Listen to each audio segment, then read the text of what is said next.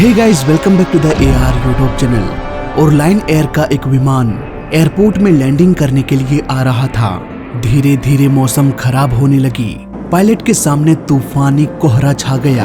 वो पायलट बार बार रनवे को देखने की कोशिश करने लगे, पर उन्हें कुछ भी दिखाई नहीं दिया। जबकि कैप्टन के साथ हो रहा था एक चमत्कार। वो तूफान के पार भी रनवे को देख पाने में सक्षम थे। पर आखिर कैसे? कैप्टन के इस चमत्कारी शक्ति के पीछे क्या राज था और क्या हुआ इस प्लेन के साथ? आइए सब कुछ समझने की कोशिश करते हैं आज के इस वीडियो में। 13 अप्रैल 2013 Husein Sastranegara international airport Indonesia. Boeing 737-800 model का एक विमान जिसे लाइन एयर ऑपरेट कर रही थी, इसे राय एयरपोर्ट इंडोनेशिया जाना था। प्लेन में 2 पायलट्स एम गजाली लाइन एयर फ्लाइट 904 के कैप्टन थे। उम्र 48 साल, ऑलमोस्ट 15,000 फ्लाइट ओवर का एक्सपीरियंस था इनके पास। वहीं फर्स्ट ऑफिसर चिराग थे। ये 24 साल के एक इंडियन पायलट थे। इनके पास लगभग 2,000 फ्लाइट ओवर का एक्सपीरियंस था। इन दोनों पायलट्स के अलावा भी 5 फ्लाइट क्रू प्लेन में मौजूद थे। कुल 101 पैसेंजर्स अब धीरे धीरे प्लेन में सवार होने लगे। फाइनली टेक ऑफ के सारे प्रोसीजर को फॉलो करने के बाद लाइन एयर फ्लाइट 904 रनवे पर रन करते हुए टेक ऑफ कर गया। प्लेन में सब कुछ ठीक चल रहा था। साफ मौसम, हल्के हल्के बादल इस सफर को और आनंदमय बना रही थी। कुछ ही मिनटों बाद ये प्लेन 30,000 फीट के एल्टीट्यूड पर पहुंच गया। इस प्लेन को नागुरा राय एयरपोर्ट जाना था। आगे की कहानी समझने के लिए हमें इस राय एयरपोर्ट के बारे में भी थोड़ा समझना पड़ेगा। दुनिया के नक्शे को अगर हम थोड़ा जूम करें तो हमें बाली नाम का एक आइलैंड दिखाई देगा। यहीं पर है नागुरा राय एयरपोर्ट। ये एयरपोर्ट दोनों तरफ से पानी से घिरा हुआ है। नॉर्मली ऐसे एयरपोर्ट्स को बेहद डेंजर एयरपोर्ट में गिना जाता है, क्योंकि दोनों तरफ से पानी होने की वजह से अगर गलती से भी गलती हो गई तो प्लेन सीधे रनवे के आगे पानी में चला जाएगा। सेम केस रनवे के दूसरे साइड में भी अप्लाई होता है। लेकिन इसके बावजूद भी अगर हम इतिहास निकाल कर देखें तो इस एयरपोर्ट में सिर्फ 2 हादसा हुआ है, वो भी साल 1970 के दशक में। अब यहाँ पर ऐसा भी नहीं है कि ये एयरपोर्ट पॉपुलर नहीं है और यहाँ प्लेन आते जाते नहीं है। ये एशिया का सबसे पॉपुलर आइलैंड्स में से एक है और हर साल यहाँ 2 करोड़ से भी अधिक लोग आते हैं। 1970 के दशक के बाद पहली बार 2013 में फिर से एक बहुत बड़ा हादसा होने वाला था लाइन एयर फ्लाइट 904 के साथ।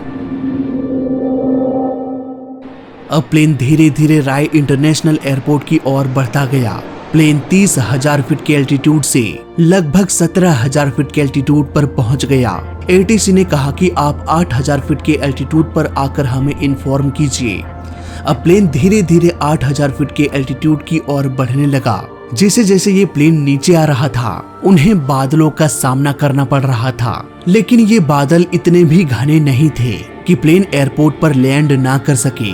उधर ATC ने भी किसी तरह का वेदर रिपोर्ट पायलट्स को नहीं बताया कि एयरपोर्ट में मौसम खराब है, जिसका साफ मतलब यही था कि मौसम में किसी भी तरह की गड़बड़ी नहीं है। अगर होता तो ATC जरूर बताता। इसी उम्मीद से दोनों पायलट ने लैंडिंग प्रोसेस को जारी रखा। जैसे जैसे प्लेन नीचे आ रहा था बादलों का एक झुंड एयरपोर्ट की ओर बढ़ने लगा। इस एयरपोर्ट में ILS सिस्टम भी नहीं था जो प्लेन को हॉरिजॉन्टल और वर्टिकल गाइडेंस प्रोवाइड करता है। एयरपोर्ट में सिर्फ हॉरिजॉन्टल गाइडेंस की फैसिलिटी मौजूद थी, यानी कि लाइन एयर फ्लाइट 904 इसका इस्तेमाल करके रनवे के सीध में अलाइन हो सकता था। अब प्लेन धीरे धीरे रनवे के सीध में आ गया, पर अब भी प्लेन ऑलमोस्ट 5,000 फीट के एल्टीट्यूड पर था। वर्टिकल गाइडेंस के लिए, यानी कि प्लेन की ऊंचाई को सही से मेंटेन करने के लिए VOR का इस्तेमाल किया जा रहा था। इस VOR के बारे में हम थोड़ा आगे समझेंगे। बस अभी इतना समझ लेते हैं कि प्लेन की ऊंचाई को पायलट खुद अपने हाथों से मेंटेन कर रहे थे। यही वजह है कि प्लेन के नीचे आने की रफ्तार बहुत तेज थी, लगभग 1,000 फीट पर मिनट। अब धीरे धीरे ये प्लेन 5,000 फीट से 1,000 फीट के एल्टीट्यूड पर आ गया। उधर बादल भी एयरपोर्ट में दस्तक दे चुके थे। अब तक प्लेन को पायलट उड़ा रहे थे, जबकि कैप्टन मॉनिटर कर रहे थे। जैसे ही बादल एयरपोर्ट तक पहुंचा, दोनों पायलट्स के बीच डिस्कशन शुरू हो गया। को पायलट ने कहा कि मुझे रनवे दिखाई नहीं दे रहा है। कैप्टन ने जवाब देते हुए कहा कि देखो वहाँ पर रनवे दिख तो रहा है। को पायलट ने कहा ठीक है, हम फ्लाइट को जारी रखते हैं। इसके बाद को पायलट रनवे को देखने की कोशिश करने लगा, लेकिन फिर भी उसे रनवे दिखाई नहीं दे रहा था। अब तक प्लेन 800 फीट के एल्टीट्यूड पर पहुंच गया। को पायलट ने फिर से कहा कि कहाँ है रनवे, मुझे तो ये दिखाई ही नहीं दे रहा, हमें गो अराउंड करना चाहिए। कैप्टन ने फिर से कहा कि मुझे रनवे का लाइट तो दिख रहा है, फ्लाइट को कंटिन्यू रखो। यहाँ पर एक बार फिर से को पायलट ने कैप्टन की बातों पर सहमति जताते हुए फ्लाइट को जारी रखा और इसी दौरान उन्होंने कैप्टन से कहा कि हम तभी लैंडिंग कर सकते हैं जब हमें रनवे दिखाई देगा। अब प्लेन 500 फीट के एल्टीट्यूड से भी नीचे आ गया। कॉकपिट में एक अलार्म बजने लगा, मिनिमम। ये अलार्म बता रहा था कि अगर आप इसके नीचे जाओगे तो प्लेन को लैंड कराना ही पड़ेगा, चाहे रनवे दिखाई दे रहा हो या नहीं। वापस से प्लेन को ऊपर उड़ा पाना बहुत मुश्किल हो सकता है। लेकिन हैरानी की बात तो ये थी कि दोनों ही पायलट ने इस अलार्म को इग्नोर किया। दोनों रनवे को ही देखने में बिजी थे, जो कि दिखाई देने का नाम ही नहीं ले रहा था। 300 फीट के एल्टीट्यूड पर आने के बाद GPWS अलार्म बजने लगा, जो ये बता रहा था कि आप बहुत नीचे आ चुके हैं, जबकि अब भी रनवे काफी दूर है। 150 फीट। को पायलट को अब भी रनवे दिखाई नहीं दिया। पता नहीं यहाँ पर कैप्टन किस चमत्कारी शक्ति से वो रनवे को देख पाने में सक्षम थे। अब यहाँ पर कैप्टन ने कहा कि प्लेन का कंट्रोल मुझे दो। कुछ ही सेकेंड्स बाद कैप्टन ने कहा कि मुझे रनवे दिखाई नहीं दे रहा। अब वापस से कैप्टन ने थ्रस्ट लीवर को फुल कर दिया, लेकिन तब तक बहुत देर हो चुकी थी। प्लेन इस वक्त पानी से सिर्फ 20 फीट के एल्टीट्यूड पर उड़ रहा था और इतनी जल्दी प्लेन को वापस से ऊपर उठा पाना इम्पॉसिबल हो गया। और इस तरह से लाइन एयर फ्लाइट 904 पानी में क्रैश हो गया। ये प्लेन एयरपोर्ट के पास ही क्रैश हुआ, इसलिए पानी गहरा नहीं था। प्लेन का व्हील पत्थर से टकराया और राइट की ओर रोल करते हुए रुक गया। तुरंत ही इमरजेंसी एग्जिट डोर को ओपन करके सारे यात्रियों को बाहर निकाला गया। अब तक भी ATC इस बात से अनजान थे कि कोई हादसा हो चुका है, पर हाँ उन्हें इतना पता था कि लाइन एयर का एक विमान लैंडिंग करने के लिए आ रहा था। इनफैक्ट उन्हें अब तक आ जाना चाहिए था, पर आया क्यों नहीं। अब ATC ने एक नजर रनवे की ओर देखा, वहाँ उन्हें पानी में प्लेन का टेल दिखाई दिया। अब तुरंत ही इमरजेंसी डिक्लेयर कर दिया गया। रेस्क्यू टीम घटना स्थल पर पहुंच गए। यहाँ पर सारे यात्री सुरक्षित थे, बस कुछ लोग थोड़ा जख्मी थे। लेकिन जब रेस्क्यू टीम ने पैसेंजर्स की संख्या को गिना तो उन्होंने पाया कि कुछ पैसेंजर्स मिसिंग है। दरअसल ये प्लेन क्रैश रनवे के इतने नजदीक हुआ था और जब कुछ पैसेंजर्स इंतजार करते करते थक गए कि अब आएगा रेस्क्यू टीम, अब आएगा रेस्क्यू टीम, पर वो आने का नाम नहीं ले रहे थे, तो कुछ पैसेंजर्स ने ये सोचा कि भाई प्लेन सामने तो क्रैश हुआ है, इतनी दूर तो हम तैर के चले जाएंगे। इसलिए कुछ पैसेंजर्स तैरते हुए एयरपोर्ट तक चले गए। खैर खुशी की बात तो ये थी कि सभी लोग जिंदा थे और करीब 46 लोग घायल थे। तो ये थी कहानी लाइन एयर फ्लाइट 904 की। अब बात करते हैं कि आखिर ये हादसा हुआ तो कैसे हुआ। तो इन्वेस्टिगेशन की शुरुआत करते हैं 5000 फीट के ऊंचाई से। यहीं से धीरे धीरे मौसम खराब होना शुरू हुआ। जब कभी भी मौसम में थोड़ा सा भी बदलाव होता है तो ATC की ये रिस्पॉन्सिबिलिटी होती है कि वो पायलट को सही जानकारी सही समय पर दे। अगर ATC के द्वारा पायलट को कुछ भी बताया नहीं जा रहा है, इट मीन्स पायलट यही समझेगा कि एयरपोर्ट में मौसम साफ है।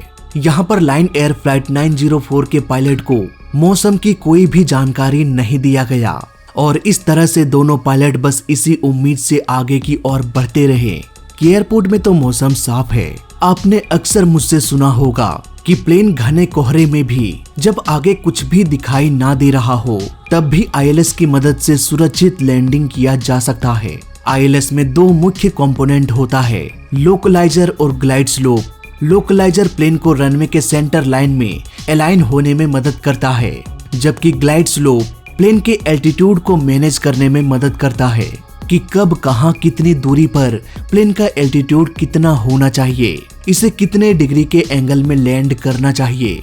बात करें लाइन एयर के केस की, तो प्लेन को गाइड करने के लिए लोकलाइजर तो था जो इसे रनवे के सीध में ला सकता था, लेकिन अफसोस इस एयरपोर्ट में ग्लाइड स्लोप की फैसिलिटी मौजूद नहीं थी। यानी कि यहाँ पर प्लेन के ऑटो पायलट को कुछ भी पता नहीं था कि कब कहां प्लेन का एल्टीट्यूड कितना होना चाहिए। इसलिए फर्स्ट ऑफिसर मैन्युअली ही प्लेन के एल्टीट्यूड को डाउन कर रहे थे। अब लाइन एयर रनवे के सीध में तो अलाइन हो गया, लेकिन दिक्कत एल्टीट्यूड की हो रही थी। मैन्युअली फ्लाई करने की वजह से प्लेन कभी नीचे तो कभी ऊपर आ रहा था। हालांकि दुनिया में बहुत सारे ऐसे एयरपोर्ट हैं जहां पर ग्लाइड स्लोप की फैसिलिटी या आईएलएस सिस्टम नहीं होता। वहां पर VOR एंटीना की मदद से प्लेन को नीचे उतारा जाता है।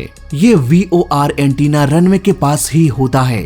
ये एंटीना DME यानी कि डिस्टेंस मेजरिंग इक्विपमेंट्स के जरिए पायलट को ये बताता है कि प्लेन और एंटीना की दूरी कितनी है, और लैंडिंग चार्ट में साफ साफ लिखा होता है कि कितनी दूरी पर प्लेन का एल्टीट्यूड कितना होना चाहिए। इस तरह से लाइन एयर का पायलट VOR के द्वारा बताए हुए डिस्टेंस के हिसाब से प्लेन को नीचे ला रहे थे। अब ये प्लेन ऑलमोस्ट 1000 फीट के एल्टीट्यूड पर आ गया। बादल भी एयरपोर्ट में दाखिल हो गया, जिससे को पायलट को रनवे दिखाई नहीं देने लगा। हालांकि ये प्लेन रनवे से अलाइन था। VOR एंटीना प्लेन को लैंडिंग कराने में मदद भी कर रहा था, लेकिन फिर भी प्लेन को लैंड कराने के लिए रनवे का दिखाई देना बहुत जरूरी हो जाता है, क्योंकि ये एंटीना ये नहीं बताता कि रनवे और प्लेन की दूरी कितनी है और किस डायरेक्शन में है, बल्कि ये बताता है कि प्लेन और एंटीना की दूरी कितनी है और डायरेक्शन किधर है। अब देखो यहाँ पर दोनों बातों में बस थोड़ा सा डिफरेंस है। पायलट को VOR एंटीना के बारे में पता है कि वो कहाँ पर है, और पायलट को ये भी पता है कि वो एंटीना रनवे के साइड में है। इट मीन्स इनडायरेक्टली वो रनवे को भी आइडेंटिफाई कर पा रहा है। यहाँ पर VOR एंटीना और रनवे के डायरेक्शन में थोड़ा सा डिफरेंस होता है। अब आगे यहाँ पर कई सारे नियमों को तोड़ा गया।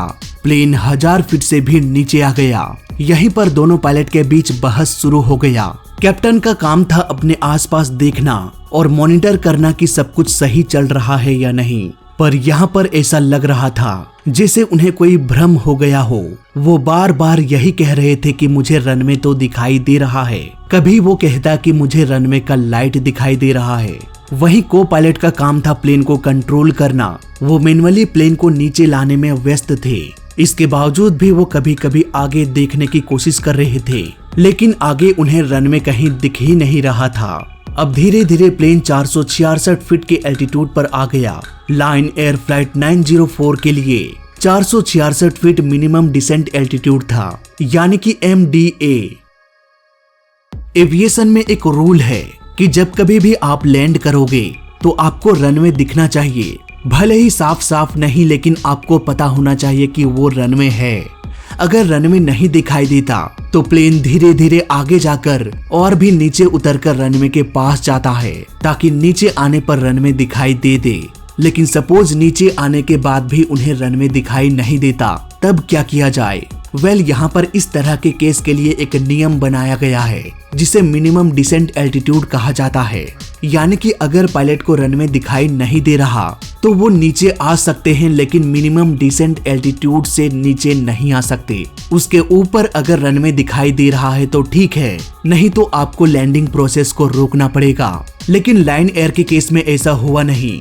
इसका मिनिमम डिसेंट एल्टीट्यूड 466 फीट था, यानी कि पायलट प्लेन को तब तक नीचे लाकर रनवे को देखने की कोशिश कर सकता है जब तक कि वो 466 फीट के एल्टीट्यूड पर ना पहुंच जाए। अगर यहाँ पर आने के बावजूद भी उन्हें रनवे दिखाई नहीं देता, तब इस नियम के हिसाब से लाइन एयर के पायलट को लैंडिंग प्रोसेस को रोकना चाहिए था। उन्हें और नीचे नहीं जाना चाहिए था, लेकिन इस रूल को भी तोड़ा गया।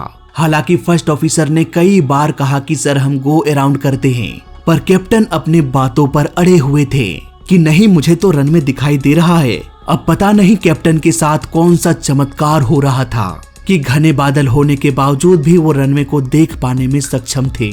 जब प्लेन 100 फीट से भी नीचे आ गया, तब कैप्टन के अकल ठिकाने आया और उन्होंने कहा कि कंट्रोल मुझे दो।